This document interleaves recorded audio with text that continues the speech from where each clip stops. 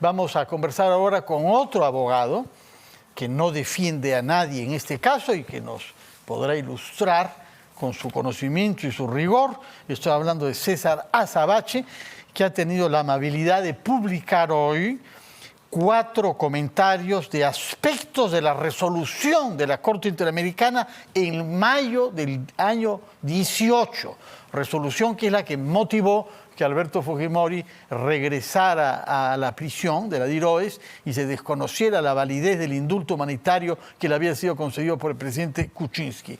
Usted estos 4 puntos los refiere a lo que la resolución dice y los contrasta con falsedades que se vienen diciendo sobre la resolución. Díganos, por favor, de lo que he escuchado hasta este momento, el día de hoy, ¿cuáles le parecen las falsedades más notorias para que todos podamos estar al tanto de lo que usted piensa sobre ellas? Gracias, Fernando. Sí, creo que es importante porque el marco que forma el espacio de este caso está en esa resolución, la de mayo del 18 de la Corte Interamericana. De modo que para entender todo lo que está ocurriendo hay que leerla con cuidado. Y está publicada, es muy fácil de encontrar. Hay 2 puntos con los que me quiero quedar como resumen.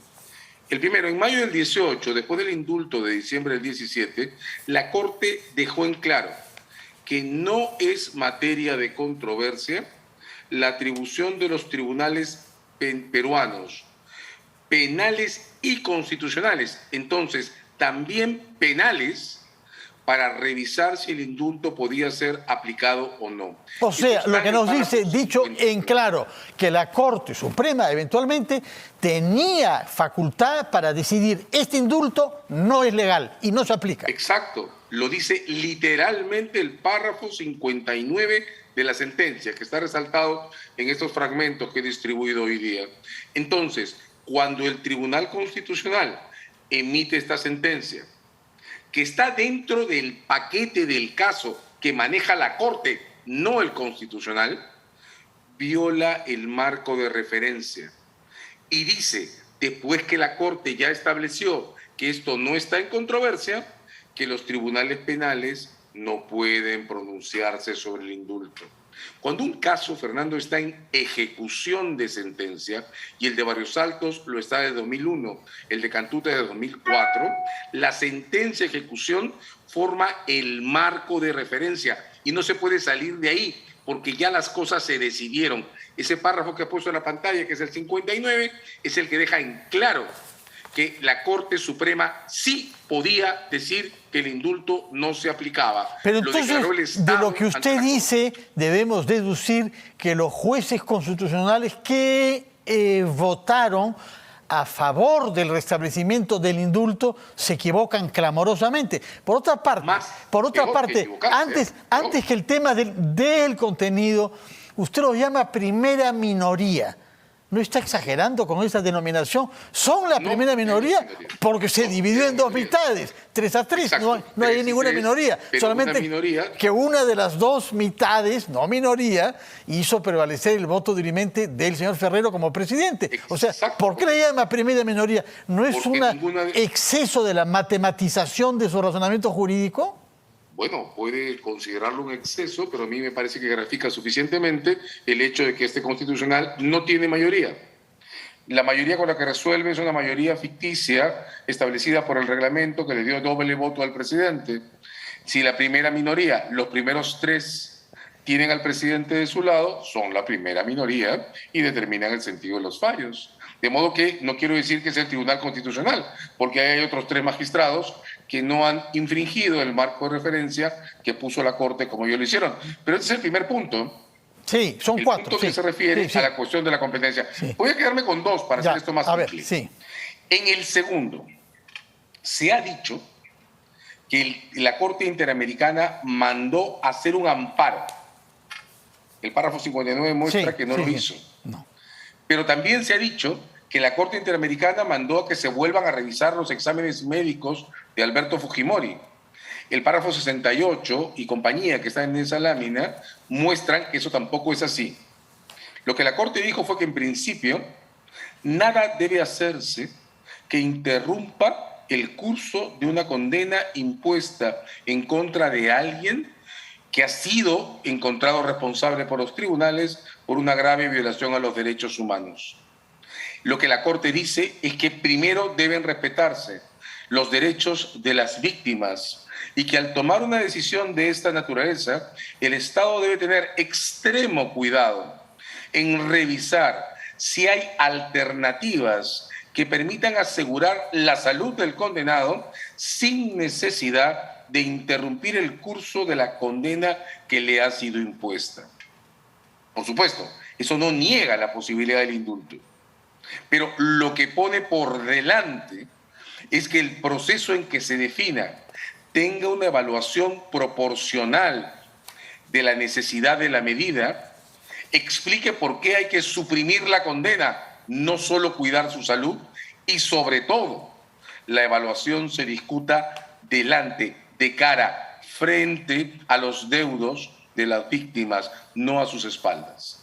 Ahora bien, usted me ha corregido sobre un punto. Yo hablé públicamente de errores que usted atribuye a los jueces constitucionales. Sí. En realidad, usted habla de muy severas infracciones. Eso es lo que les atribuye a lo que usted llama primera minoría, que yo llamaré primera mitad. Son dos mitades. Yo no veo minorías ahí. Bueno, y muy severas infracciones al emitir la sentencia publicada el lunes pasado. Pero entre ellas, dice usted, destaca el modo en que ha transgredido la cuestión de competencias, que fue establecida por la Corte como cosa no controvertida en mayo del año 18. ¿Cómo se ha podido cometer este error, digo yo? Usted lo llama infracción, puesto que... El párrafo 59, que acabamos de proyectar en esta entrevista, dice literalmente que la Corte registra que ni el Estado ni los deudos controvierten que los tribunales penales y constitucionales, por tanto también los penales, pueden controlar el indulto que se ha concedido y que se ha puesto en debate. De modo que ahí hay una transgresión, no hay un error, no se equivocaron en leer. Lo que están diciendo contradice de manera flagrante el texto expreso y claro que regula este proceso. ¿Qué viene ahora, doctora Savache? Es decir, se nos habla de una audiencia mañana, las tres partes que son reconocidas por el reglamento de la Corte, el Estado peruano, que tiene que dar explicaciones, los representantes de las víctimas y la Comisión Interamericana, que actúa como fiscal, me parece, podemos decir, ¿no? Como acusador. Y se ha admitido a la defensa de Fujimori en calidad de amicus curiae. ¿Qué puede decidir esta audiencia que tendrá lugar mañana? Bien, una aclaración primera. Sí. La resolución que se ha comunicado el día de ayer es lo que en el derecho procesal internacional se llama un standstill. Nosotros le decimos a eso una orden de no innovar.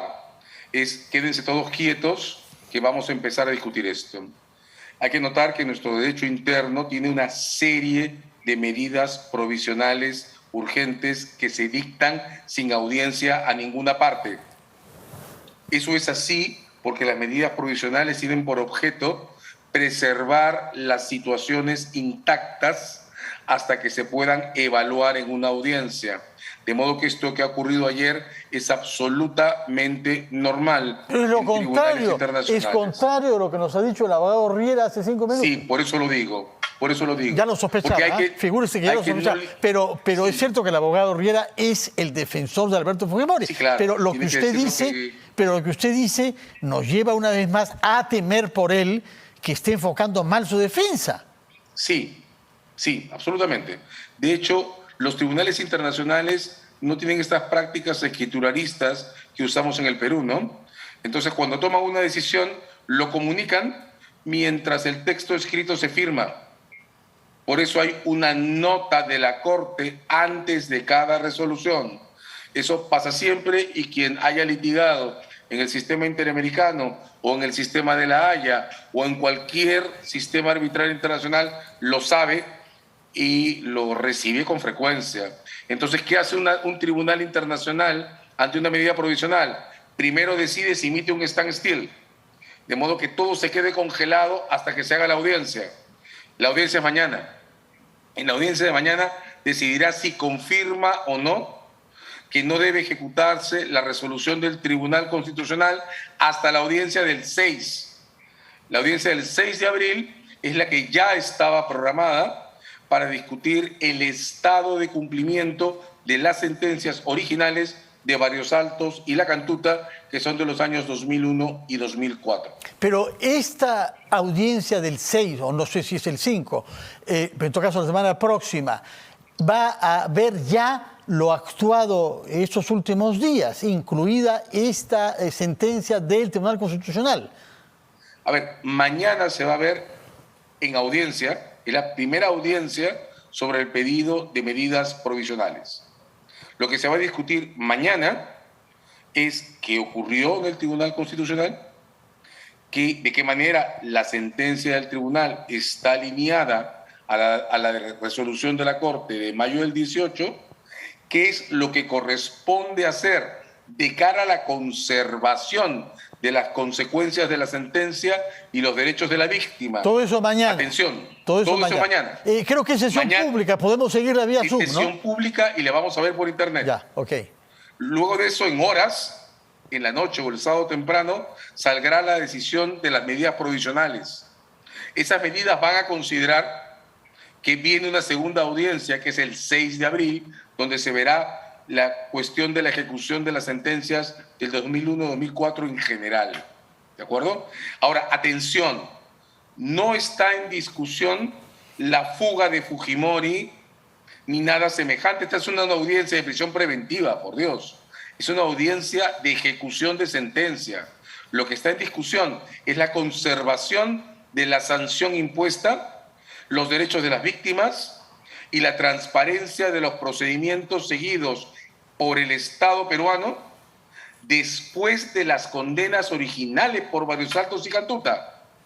Repito, la sentencia, la resolución de mayo del 2018 estableció que nada debía hacerse a espaldas de las víctimas. Eso es lo que está en discusión. De acuerdo. Muchas gracias por sus explicaciones. Algo me dice que estamos llamados a vernos nuevamente durante la semana próxima. Ojalá que usted disponga de tiempo y que podamos todos quedar claros respecto de las decisiones que se toman y de la situación que terminará por afectar naturalmente al expresidente Alberto Fujimori. Muchas gracias por su presencia en RPP. Que tengan muy buenas noches. César Azabache, abogado.